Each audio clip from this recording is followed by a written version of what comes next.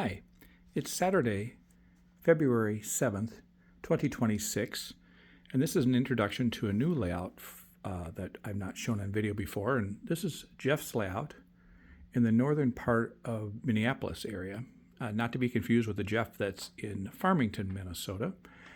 This is a layout that my customer Jeff is an excellent structure builder, and so he commissioned a company several years ago to build just a base platform that's approximately 8 by 16 feet.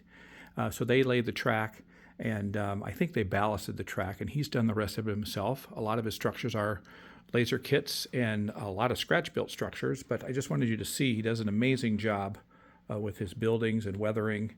It's really very impressive. So I have been coming up here to just do general maintenance. The track work initially was pretty fair, but there were some problems in an area where some track came too close to another section of track, and the trains were actually hitting a structure, a bridge that they installed.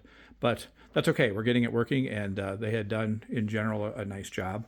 I also, on this trip, took the switch motors and installed larger wires for the throws because their switches were unreliable. The turnouts were not aligning very nicely because there wasn't enough tension in the wire. So I've gone to a bit of wire.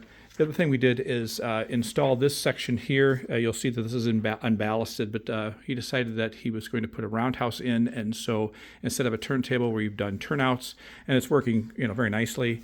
And he runs small equipment, 40-foot cars, and mostly steam or early diesel, and so the curves to get into the roundhouse are quite easy for the locomotives and stuff to negotiate.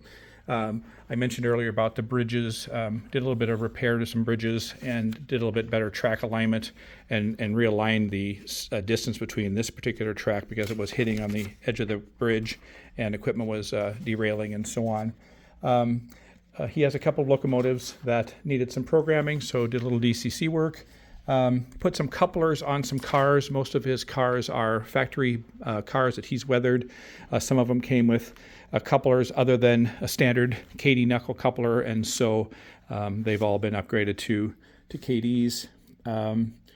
We had some discussion about sort of what the future is, and one of the cool things that he's wanting to implement is the automobiles that will follow the wire around the roadway. And if you look and see in the scenery, you can see the little shiny piece of wire here that his automobiles will eventually be able to traverse around his railroad, which is pretty neat. Obviously, there's more structures to come that he'll work on. My next step up here, I think, is to do a little bit of work on the underside of the table to stiffen up some legs. The layout has a little bit of a wobble to it. Of course, it was built off-site and brought on site, so it just needs some cross braces. We're going to work on that. There's always, I do some track cleaning and things like that. I'm sure there'll be more programming things, and I think eventually we're going to do some wiring of some lights. But it's a nice little project. Again, it's very inspiring to see nice-looking structures. And the layout's controlled by an NCE power cab, which is more than enough for his 2 or 3 locomotives. He is thinking about adding a second throttle that may be wireless, and he can then run, at least one train with the power cab plugged in, and then use the other wireless throttle for a guest or whatever. The layout is essentially just a double track, has a few sidings for him to spot his structures on, and works out very nicely. He's content, and it's a very pleasing looking layout. So that's the introduction. Look forward to seeing everyone at the next stop, which quite honestly isn't very far away. I'll be hitting that tomorrow for the next few days.